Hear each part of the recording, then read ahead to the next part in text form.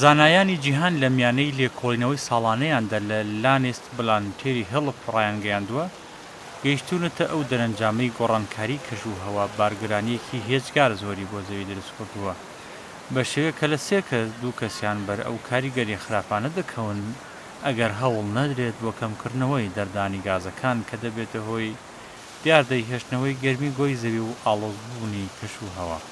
لە لێکۆڵینەوەکەدا زانایان پێشبینی ئەوەیان کردبوو مردن لە ئەوروپا بەهۆی بارودۆخی ناهەمواری ئاوهەواوە و بە تایبەت بەرزبوونەوەی پلەی گەرماوە لە نێوان ساڵانی 1970 بۆ 2010 لە 3000 کەسەوە بۆ کۆتایی 2100 بۆ 152,000 زیاد دەبێت.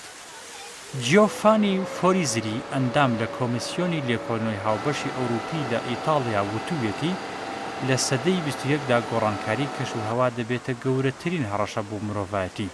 جیۆفانی ڕاشی گەیاندووە ئەگەر بربەستێک بۆ گەرمبوونی جیهان و کێشەی بەخوێبووندا نەندرێت ئەوە لە کۆتایی ئەم سەدەیەدا ساڵانە 350 ملیۆن ئەوروپی زەرەربەندی کارەساتەکە و کەشوهەوا دەبن.